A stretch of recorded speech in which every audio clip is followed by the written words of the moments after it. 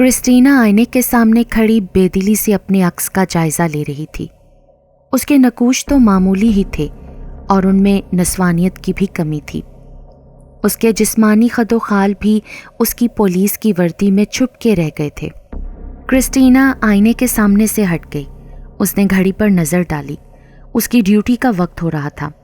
وہ کمرے سے باہر نکل آئی۔ ایک پولیس آفیسر کے طور پر وہ اپنے فرائض نہایت عمدگی سے انجام دیتی تھی، لیکن کوئی سوچ بھی نہیں سکتا تھا کہ اس کی بظاہر شخصیت کے خول میں کیسی نرم و نازک عورت چھپی ہوئی ہے، جو کسی سے ٹوٹ کر محبت کرنا بھی جانتی تھی اور ساتھ ہی شدتوں سے کسی کی محبت کی طلبگار بھی تھی۔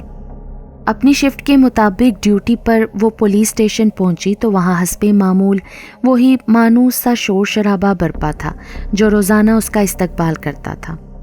4 ہفتوں کے لیے اس کی ڈیوٹی ایک بار پھر میز پر لگ گئی تھی، جہاں اسے روزانہ کاغذات کے ایک بڑے انبار سے نمٹنا ہوتا تھا۔ ہیلو کرسٹینا، اسٹینوگرافر ایوا نے مسکراتے ہوئے اس کا استقبال کیا۔ شکر ہے تم آ گئی، میری تو سمجھ میں ہی نہیں آ رہا تھا کہ کام کہاں سے شروع کروں۔ ایوا کی ڈیوٹی وہاں لگے صرف 3 ہفتے ہی ہوئے تھے، لیکن کرسٹینا کو یوں محسوس ہوتا تھا جیسے وہ اس کی ازدواجی زندگی کے ہر لمحے کی تماشائی رہی ہے۔ ایوا اپنی شادی شدہ زندگی کا ہر مسئلہ، ہر الجھن، ہر پریشانی اس کو بتاتی تھی۔ ایوا بڑے سنہرے بالوں والی ایک خوش شکل اور نازک سی عورت تھی۔ کرسٹینا، اسے ایک نظر تم دیکھ لو، ایوا نے ایک فائل اس کی میز پر رکھتے ہوئے کہا۔ یہ اس عورت کے بارے میں رپورٹ ہے جسے پچھلے ہفتے بارن روڈ پر قتل کر دیا گیا تھا۔ تمہیں معلوم ہے کرسٹینا، بارن روڈ اس مقام سے صرف آدھے میل کے فاصلے پر ہے جہاں میں رہتی ہوں۔ اس عورت کو بھی یقیناً اس نامعلوم شخص نے قتل کیا ہوگا جسے درندہ شب کا خطاب دیا گیا ہے۔ ہاں، زیادہ امکان تو یہی نظر آتا ہے، کرسٹینا نے اسے جواب دیا۔ تمہیں پتہ ہے کرسٹینا، جس رات یہ واقعہ ہوا تھا 10 بجے تک گھر سے میں بھی باہر تھی۔ میں سلمنگ سینٹر گئی ہوئی تھی۔ اس بد نصیب عورت کی جگہ میں بھی ہو سکتی تھی۔ میں اسی سڑک سے گزر کر گھر گئی تھی۔ اس سال میں یہ ایک ہی نوعیت کی 4تھی واردات ہے۔ قتل ہونے والی سبھی لڑکیاں سنہری بالوں والی تھیں۔ ایوا، تمہاری شخصیت بے شک مقتول عورتوں سے ملتی ہے، لیکن ضروری نہیں کہ تم بھی قاتل کا نشانہ بنو۔ تم یہ وہم کرنا اب چھوڑ دو، ایوا بدستور خوفزدہ لہجے میں بولی۔ کرسٹینا، آج تو ڈیویسن بھی کام پر جا رہا ہے، آج رات وہ وہیں رہے گا۔ میں گھر پر بالکل اکیلی ہوں گی، مجھے بہت ڈر لگتا ہے، اس نے اپنے شوہر کے بارے میں بتایا۔ تمہیں گھبرانے کی ضرورت نہیں ایوا، اس طرح کی جتنی بھی وارداتیں ہوئی ہیں ان میں کسی بھی عورت کو اس کے گھر میں نہیں بلکہ سڑک کے کسی تاریک اور ویران حصے میں قتل کیا گیا ہے۔ قاتلوں کا بھی کوئی بھروسہ ہے کرسٹینا؟ وہ تو کسی بھی وقت کسی بھی موقع محل کی مناسبت سے اپنا طریقہ واردات بدل سکتے ہیں۔ اچھا چھوڑو، کیوں نہ اب کچھ کام کر لیا جائے۔ کرسٹینا جب ڈیوٹی ختم کر کے واپس گھر پہنچی تو رات کی تاریکی تھی۔ اس نے کبھی کسی کو نہیں بتایا تھا کہ وہ ہمیشہ سے ہی تنہا نہیں رہ رہی تھی، کبھی اس کے ساتھ بھی کوئی رہتا تھا۔ اس کا نام باب تھا۔ وہ 1 سال کرسٹینا کے ساتھ رہا تھا۔ وہ کرسٹینا کی زندگی کے خوبصورت ترین دن تھے۔ اس رفاقت کو وہ کبھی فراموش نہیں کر سکتی تھی، لیکن اس رفاقت کا اختتام بالکل اچانک اور غیر متوقع طور پر سامنے آ گیا تھا۔ جب آخری بار ان کے درمیان سخت جھگڑا ہوا تھا تو باب نے اپنے اصل خیالات کا اظہار اس کے سامنے کر دیا۔ تم اتنی مضبوط اور خود مختار عورت ہو کہ تمہیں مرد کے سہارے کی ضرورت ہی نہیں ہے۔ انہی سوچوں میں گم وہ سونے کی تیاری کر رہی تھی جب فون کی گھنٹی بج اٹھی۔ دوسری طرف ایوا تھی۔ کرسٹینا، اتنی گھبراہٹ کس بات کی ہے؟ کیا مسئلہ ہے ایوا؟ میں گھر میں اکیلی ہوں، کبھی مجھے کسی طرف سے کوئی مشکوک آواز سنائی دیتی ہے تو کبھی کسی طرف سے کوئی آہٹ محسوس ہوتی ہے۔ اوپر سے ڈیویسن نے بھی فون نہیں کیا، مجھے بہت خوف آ رہا ہے۔ ارے تم تو خواہ گھبرا رہی ہو ایوا، تمہارے علاقے میں زیادہ تر مکان پرانے ہیں اور پرانے مکانوں سے رات کے وقت تھوڑی بہت آوازیں تو سنائی دیتی ہیں نا؟ نہیں کرسٹینا، مجھے ایسا لگتا ہے جیسے وہ قاتل میرے گھر گھس آیا ہے۔ ارے ایوا، وہ اتنا احمق ہوتا نا تو اب تک پکڑا جا چکا ہوتا.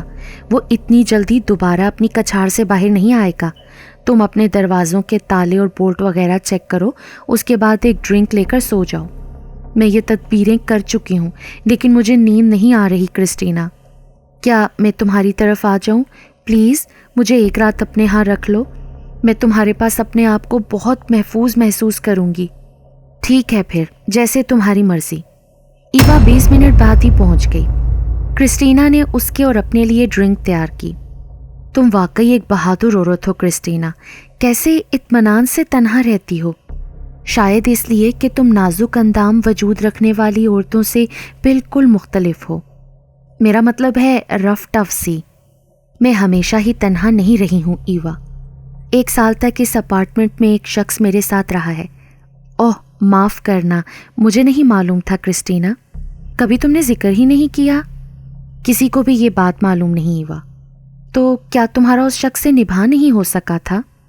بندھن تو کوئی تھا نہیں ایوا, بس وہ جو تھا ایک سمجھوتا اور تعلق تھا, اور اسے توڑنے میں بھی پہل اسی نے کی تھی.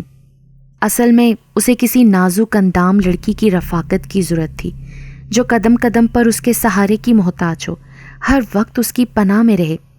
میرا خیال ہے کرسٹینا, سبھی مرد اسی طرح کی لڑکیوں کو پسند کرتے ہیں نا, جو نازک اندام ہوتی ہیں. ایوا کے لہجے میں ہلکا سا احساس تفاخر نمایاں تھا. کرسٹینا کو اپنے خون کی گردش تیز ہوتی محسوس ہوئی. اس کی آنکھوں کے سامنے وہ پہلے والا منظر گھوم گیا. تقریباً 1 سال پہلے وہ خلاف معمول کچھ جلدی اپنے فلیٹ میں واپس آ گئی تھی, اور غیر متوقع طور پر اس نے اچانک اپنے بیڈ روم کا دروازہ کھول لیا, اور جس منظر نے اس کا استقبال کیا اسے وہ آج بھی بھول نہیں سکی تھی. باب اس بیڈ روم میں کسی اور لڑکی کے ساتھ موجود تھا. لڑکی سنہرے بالوں والی, مختصر الوجود اور نازک اندام تھی. کرسٹینا غصے میں آگ بگولا ہو گئی, اور باب نے اس لڑکی کو اپنے پیچھے کر لیا. وہ بالکل بھی شرمندہ نہیں تھا. کرسٹینا اس لڑکی کو کبھی بھول نہیں سکی, اور اس کے لیے یہ معلوم کرنا مشکل ثابت نہیں ہوا کہ وہ لڑکی کون ہے. پھر اس نے نہایت محتاط انداز میں اس سے انتقام لینے کے لیے منصوبہ بندی کی, اور اس کو رات کی تاریکی میں سڑک پر قتل کر دیا. اس وقت تک درندہ شب کا چرچا عام ہو چکا تھا, اور اس سے پہلے 3 قتل ہو چکے تھے.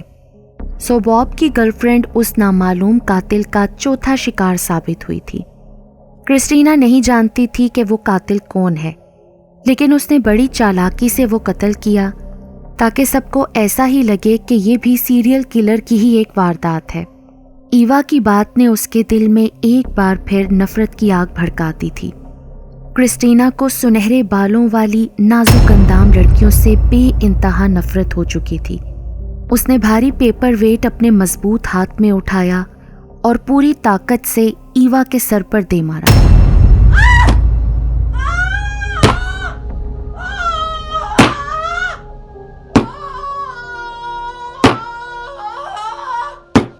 پھر ایوا کی لاش کو کار میں ڈال کر ایک ویران سڑک پر چھوڑ آئی. واپس آ کر وہ اطمینان سے اپنے بیڈ پر سو گئی. اس طرح اطمینان سے اسے پہلے کبھی نیند نہیں آئی تھی, جبکہ پولیس والے یہی سمجھ رہے تھے کہ یہ سیریل کلر کی گئی 5ویں واردات ہے.